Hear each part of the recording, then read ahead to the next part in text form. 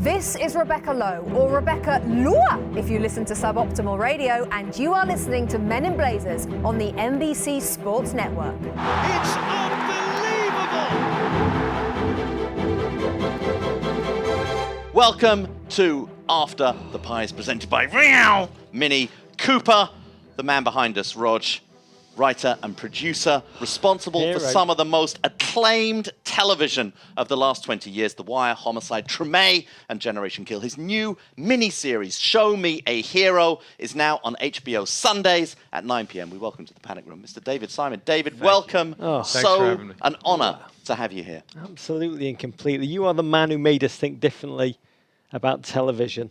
Show Me a Hero is a fantastic piece of television. It's about Yonkers in the 80s.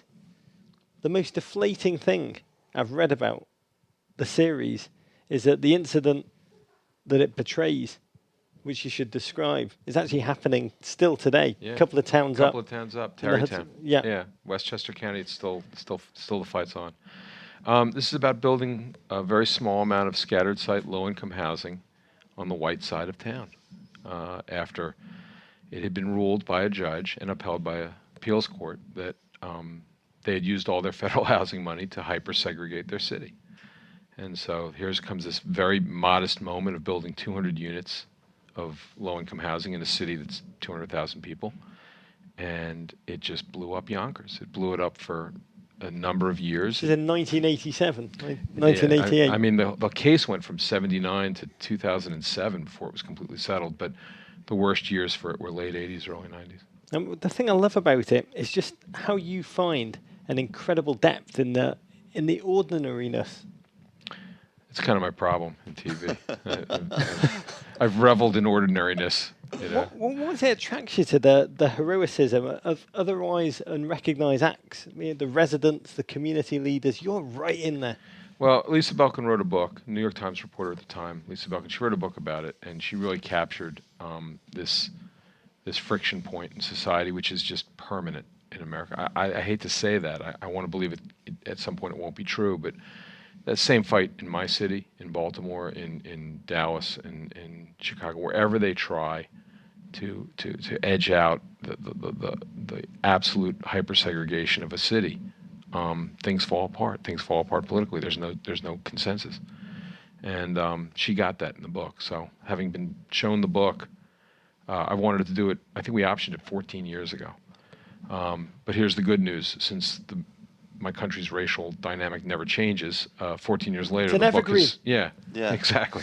I mean, it got bumped for other stuff we did. You know, Generation Kill, we had to do close to the invasion of Iraq, and Treme, we needed to do close to Katrina. So it just kept getting bumped. But good news, you know, we still have that problem. So, you know, all of your programs, and I first became aware of you watching Homicide.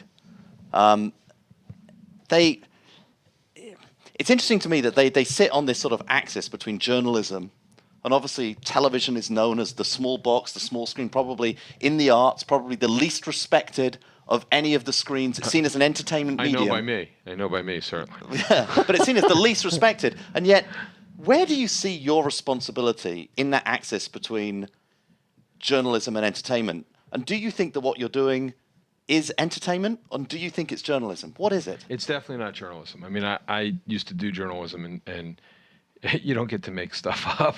Yeah. As a dramatist, as a journalist, and I'm definitely making stuff up when I'm doing a drama. I mean, even when I'm using real material, you know, it's a 360-page book, but you know, Lisa Belkin wasn't in the room with two people when they were in the quiet of their kitchen 15 years ago talking about something. So you get to that moment writing a script and you got to make it up. You can guess roughly what was said based on interviews or what people tell you they were thinking at the time or how they acted afterwards. But you're doing stuff that journalists aren't allowed to do. So I don't get my nose out of joint and try to call fiction nonfiction. But I definitely don't want to just write an entertainment. Like that's not enough. You know, I was trained to do something else, and okay, I'm in TV, and it's good. It's a great gig. It's very creative, and I'm having a lot of fun. But if at the end of the day all I've done is write an entertainment, you know, kind of shame on me. Were there any TV shows that you remember being formative to you in terms of the TV that you ended up writing, or was there just TV that you enjoyed as you were growing up? Obviously, you watched a lot of sports. Yeah, I did. I watched sports, and I watched like old. It's sad, but I'm not a TV guy. I watched old stuff with my dad. Like my dad loved the Honeymooners. He loved Sergeant Bilko. And this is the stuff that we watched, and it bears no resemblance to anything I've ever worked on in my life. The fascinating thing about what you have done with your life, you hold up a candle to deeply complex issues that, frankly, most people would like to ignore, and you force them to, you engage us in them, you force us to confront them. You once said The Wire is dissent. But by using television as a medium, going back to your question, Davo, do you ever feel frustrated that as much as we love your shows, I mean, The Wire belatedly became unbelievably popular, cultural phenomenon, but the audience loved them as entertainment, not as vehicles of social change? Yeah, well, I mean, I got to make them entertaining. It's part of the job, or they'll never find an audience. But if I give in to all of the impulses of why people would sort of dive in and embrace an entertainment quickly, if I use those currencies, then it's going to turn out not to be what it needs to be. So there's this push me, pull me thing. And, listen, the things that work in TV are the things that work in our culture, which is, sex, violence, and laughs. Those are the three currencies that we definitely know work in TV. And dragons. Dragons. Yeah, and fantasy. And so, I'm going to give you 6 hours about public housing and race and city governance. And dragons. No dragons, Rod. There are no dragons. Yeah, exactly. And I mean, like the joke I made, we just had a screening, and I made a joke about how I think the next thing needs to be 8 parts on tax reform. 8-part miniseries on tax reform, and we'll see if Oscar Isaac and like James Franco will fight to Well, the the death. Republican debate felt like 8 hours on tax reform to me the other day. No, I got to say that was pretty close to dragons and Yeah, zombies. yes, there were. Yeah, There were. And elephants in rooms, without a doubt. All props to how entertaining they made that. Yeah. Wow. I listened to it on the radio. We spoke about it on the podcast the other day, and it's a radio show. It was gripping. On the flip side, as a writer, I mean, I don't think I've ever properly emotionally healed after D'Angelo's murder. Do you become hardened to death as a writer, or do the characters haunt you well beyond after you've written them off? No, I know they're fictional. They don't haunt me.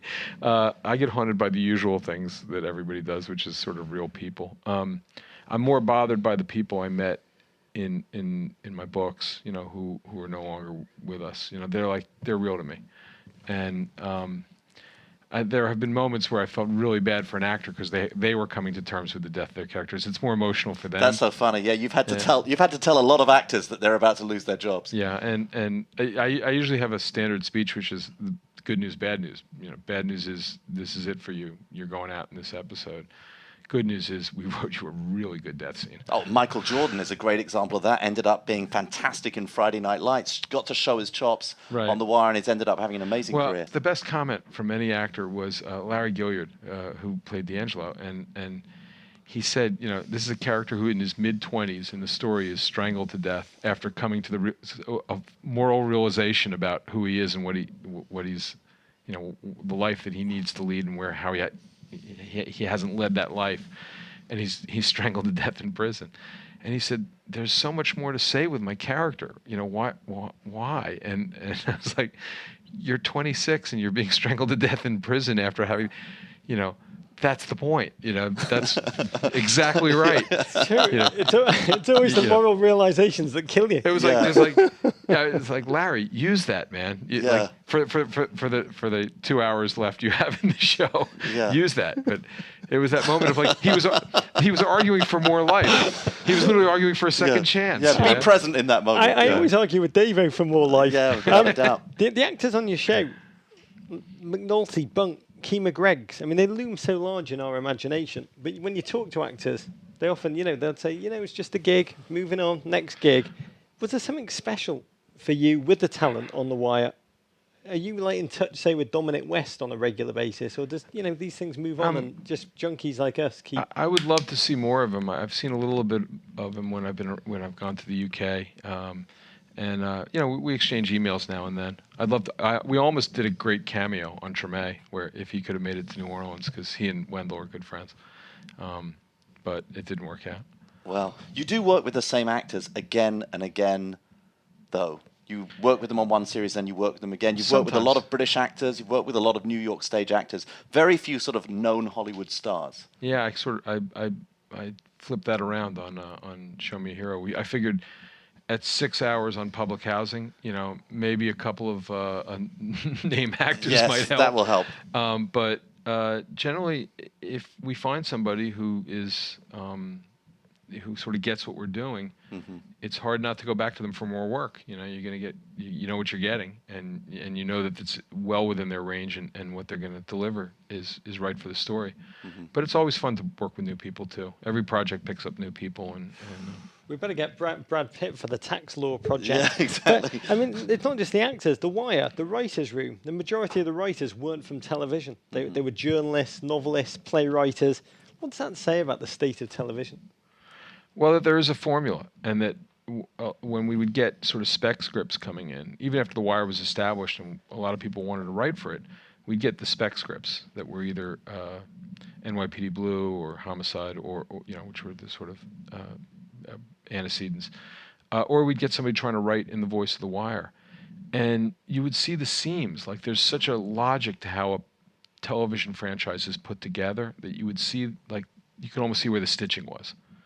And that's, for me, that's death. It's like, if you learned how to make television the right way, you're probably broken for making television the wrong way, which is what we kind of do. And yet, my criticism of a lot of television dramas, and I worked at a network for a while, is that the writers, when they're pitching their idea and they're going through their first season, actually have no idea where subsequent seasons are going, where they're going to get to. Oh, man. Or if they're prisoners of success, which is to say the show gets ratings, and now it's so hard to get a franchise up. Now you're up. You're supposed to write it until the last possible season, right? Yeah. Why would you turn down the money? Why would you wait? You thought your ending was going to come after 3 years or 4 years? But wait, we have an audience. Yeah. So if they want more Omar, give them more Omar. If they want more Stringer, give them more Stringer. And you didn't do that. You killed them off when they were ready to be killed off. Stories have beginnings, middle, and ends. And if television's going to be a grown-up narrative form, then you have to commit to your ends and head there. Wow. When am I going to top you, Rog, live on air? That would be good. There'll always be Rog, the prequel. But you've got John Langdraff, the president of FX Networks, said something fascinating this week that made me think of you. He said 2015 or 16 will represent peak TV in America, and then there'll be a decline coming after that and beyond. There have been over 370 scripted series on TV, the streaming services included. He estimated there'll be 400 next year. He said the glut of shows has, quote, created a huge challenge in finding compelling, original stories and the level of talent needed to sustain those stories. It's had an enormous impact on everyone's ability to cut through the clutter and create real buzz. Did you feel that sense of challenge? Well, actually, the clutter is what saves me. It allows me to have a niche, because back when it was 3 networks or 4 or 5, the problem was you needed to pull a 15 share, 16 share. I'm never doing that with the kind of material. I need a world in which it's so fractured, the audience is so fractured that if I pull 2 million people or 3 million people, it's not a complete disaster. Like HBO's like, well, okay, if the critics stay with us, if we if we get some good buzz behind it, you're not a complete loss leader. But in a real sort of network type, we're looking for mainstream big audiences. The thing that scared me was when the zombie show, Walking Dead, when it pulled 15 million as a cable show. Yeah, I was like, oh man, that's the end of my world. That's going to be the expectation of cable shows. Now that somebody's shown they can do it, other than The Sopranos, that this is the new gold standard. Wait until Fortunately, you see what Sesame Street pulls. My joke about this is anybody can do this with an audience. To be able to keep coming out with shows and never get an audience, that's a pretty neat trick, isn't it? I'm rather proud of myself. Do networks say no to David Simon? Oh yeah. So there are other ideas that you want to make. There are other ideas you've pitched that networks have said no to. Yeah. They said they're too uplifting. Yeah, it's not what they said. No, but I mean, like, I would love to write a series on the rise and fall of labor. And when I said that, it has it got sort of quiet and dry in this room. it just didn't land. I mean, it seems to people to be out of time when you start arguing this stuff. When you left But the that room, is they were a- like, "Guess who thinks he's Ken Burns?" But that's a substantial theme of The Wire.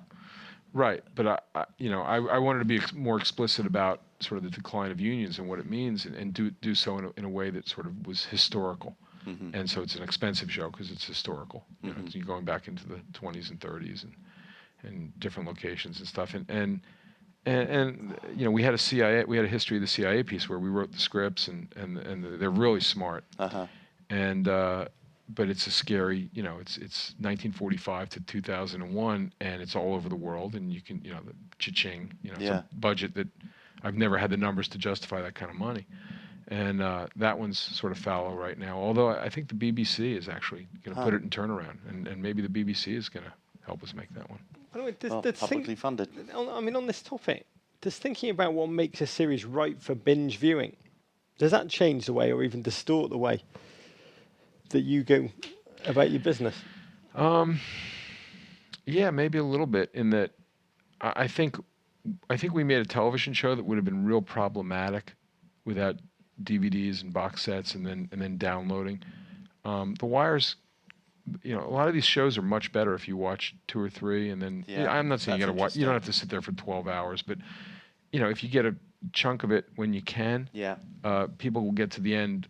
You know, if it was just one time a week, appointment viewing, don't miss it, nobody would have figured out The Wire. And so I don't think we were smart about it. We just made a bad television show for watching one time a week, and then somehow miraculously the forum changed. You know. Can we switch to baseball? We don't talk enough about baseball when Billy Bean isn't with us. Nobody asked me to talk about baseball. It's really strange. But it's the sport you love. I love it. And it is a sport that you've had a complicated fan history in baseball that I think a lot of our Premier League fans, American sports fans, will actually relate to. You started off as a Senators fan. Washington Senators. Yeah. Senators then leave and go to Texas. Right, 1972. Now you're a Baltimore fan. But in the intervening years, we've also had the Nationals have gone to Washington. You spent time rooted for the Phillies for a little bit. No, only against the Orioles in '83. I had no team. Once the Senators left, I had no team until '88, when the Orioles started 0-21, and they were so bad that I could embrace them. And then B.J. Surhoff descended upon you, and he just won you over. So how do you? I like B.J. Surhoff. How did you conjure that name? That's Rog. Welcome to Rog. No, that's Rog. That was just that is a prime example of Rog. That was like right there. That was like quantum non sequitur. I know. Did you say quantum nonsense? No, Wow. quantum non sequitur. Oh, quantum non sequitur, even better. Quantum non sequitur. It wasn't mechanical non sequitur. It was quantum. That's so good. But how then? You know, a lot of our listeners, our viewers, have trouble fixing themselves to a Premier League team, choosing a new team. Sometimes their favourite player leaves. Sometimes their favourite team, Leeds United, is there up there, one of the best teams in the world, just goes down and down and down and down the division. They have trouble getting into a new team. How were you able, after the Senators left, to find yourself rooting for a new team? I wasn't. The Orioles used to pound the Senators into sand through my childhood, so I hated them. Wow. I hated them. So and you love a team you once hated? I had to get there. They had to become bad. They were so good until '83. They were preeminent in the American League until '83. And I got to the Baltimore Sun in '83, and they were in the World Series, and I rooted for Philly because you can't root for the guys who used to beat up on my old team. And then 5 years later, I was in the homicide unit. I was actually writing the homicide book. And so it's April, and I'm hanging around these detectives, and we're watching the game on the black and white TV in the unit. And they started 0-21. Their season was over in April. They were so astonishingly bad that year. My kind of team. Yes. I know. I looked at them and I said, "You are now so bad that I can embrace you." My Grinch it's Senator the classic heart, underdog. It grew, 5 times, and I became an Orioles fan that year. And by the way, they haven't been back to the World Series since. They've had a couple of nice playoff runs, and they're a better team now, thank God, than they had been for a couple of decades. But man, it's been a long haul. You were a journalist, as your story suggests. You were on the police blotter beat. You became a book writer. You've had this improbable, unplanned transition from journalist author to TV TV whore, yes. That didn't have whore in my notes. Oh, I did. Oh, no, that's a different question. But it came in your 30s. Yeah. But you spelled it H-O. What life lesson do you draw from your own career arc and experience? Because it's rather unique. I don't draw any lesson for, like, I got to tell you, at one point, some poor, hungry, heartfelt screenwriter-to-be came up to me after some public forum and said, how do I get to do what you do? And I started explaining my arc. I said, well, first, I wasn't trying to be a but like I said, first go be a police reporter for 12 years for a mid-sized paper, then write a book about something, then have an A-list Hollywood director come and make it into a network TV show. Then after that, learn how to write TV and like his eyes started to glaze, and I'm like, I guess what I'm trying to tell you is I couldn't have figured this one out. There's no roadmap for what happened. And I didn't, for years after I found myself in television, I thought, well, I'm doing this because, and this was the truth, I took the job with Homicide thinking I'll do this for a couple of years, I'll learn a new skill set, but I'm really trying to finish the second book. And then I'll go to a better paper, because my paper was starting to fall apart in some ways that I couldn't work there anymore. So I thought I have options to go to, maybe the Washington Post, and I'll do that. And it was years, I was in TV for like a decade before I realized I'm probably not getting back to a newspaper.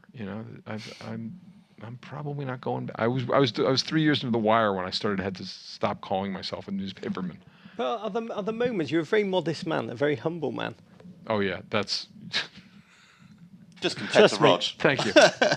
You're the first to ever say that. Thank you. Are the moments when you are at home, just at rest, when you allow yourself to think about the accomplishment of The Wire and you just, I don't know. I actually think some of the things since The Wire are as well or better executed. I mean, I think I've learned more about television since then. Huh. Not about television, probably, but about sort of film narrative. But we're very proud of The Wire. I mean, it took on some things, and I think it nailed it. And But you've never done any of the things that people with that level of success do. You never moved to Hollywood. You never... It's actually in my you're not contract. flying a helicopter. You're not doing any of those things. It's actually in my contract that I don't have to film west of the Mississippi River. and when we were doing Treme, there were a couple of scenes that we had to do in like Gretna on the other side of the river. I was deeply embittered by that. I don't even want to get that. I don't want to get as close to Hollywood as Gretna. Why would you leave Baltimore, the Liverpool of America, for real? Thank you. For real. And I've been to Liverpool, so it is that former port city, no longer a port city, trying to re-find itself. It is the Rust Belt. Liverpool is the Rust Belt. Chip on its shoulder. Yeah. Absolutely in a good way. In a good way. A lot of Jewish balls. Yeah. Both cities tick those boxes. Let me finish by asking you to tell us, because this story bonds us as Englishmen and America. Yeah. You, David Simon, we're in England. You're in the crypt of St. Paul's Cathedral. Oh, you know this story.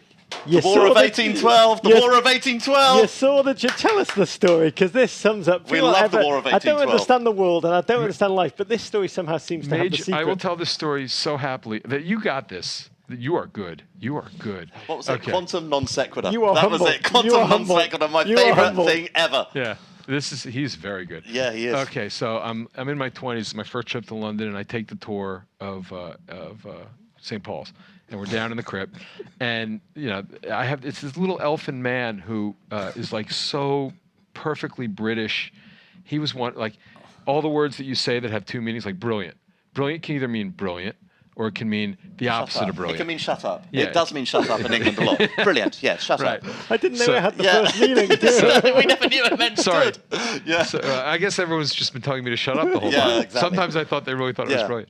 But he's moving us around, and like 2/3 of us are American. So at some point, he says, you colonials, he's using that term. Wonderful. How charming. And by the way, this is a guy who, like, as a kid, as an altar boy, was picking up the incendiary sticks during the Blitz and, like, hurling them off the roof. So that the guy. That's what he did during the war. Right, he was now retired St. Paul's always stood. He was retired from, like, service to the church. He was in his 70s. But, like, his war service, for the church, it was, like, so, like, beyond British. Like, there'll always be in England British. Yeah. And one of yours. One of my kind. Yeah. He takes us over. He hates Britain, by the way. He takes us over to Major General Ross's honorific play. It wasn't his grave because he's buried in Nova Scotia. They couldn't get the body back. Yeah. But it's the honor plaque that is next to all the generals are around. And he says, you might be interested. This is the man who burned your capital. And I look over at the plaque and it says, victor of the Battle of Bladensburg in Washington, active at the Battle of Baltimore. Because it was a score draw. It was a tie. Or It was maybe not- it was not close to a tie. You guys chumped out. You Okay. left. You didn't get near the city. We left before the end of the game when That's it was right. still a tie. You walked out. Okay. You walked out. There was time still on the clock. And so, like, I'm an American, right? I can't resist. And I'm from Baltimore. And, like, I know the whole story. And I live, a couple miles from Fort McHenry. So I do the ceremonial grab, as we say. I don't know if you could say that on the show. Yeah, but- absolutely. Okay. I All do the the time. the ceremonial Baltimore grab. And I go, I know what active means. And the other Americans are just going like little tiny shakes of their head, like, please don't be ugly. Please, they expect us to be ugly. Yeah. But I had to go there. I said, we kicked his ass. And not only that, we shot him dead. Yeah, he was. He was killed there. He was killed there. And he was killed by two guys named Wells and McComas, two guys with like squirrel rifles who did the unthinkable. They crawled through the grass. They stayed on their hands, like in knees, and they shot him like sharpshooters hiding in the grass, which in that war, which was still being fought on Napoleonic terms, they were like totally off the charts, outrageous as far as the British sent a whole detachment of Marines across the battlefield just to kill those two guys. To be killed with squirrel rifles, that is not a good death scene. It's by the way, it's ancestors of another great Marylander. There he is, Carl Beckerman in the background, listening to this story. Rat, another great Marylander, right there. He should have led with Lord Baltimore. Should have talked about 1634. There are other things that the English did well in that colony long before Look, that. we won that fight.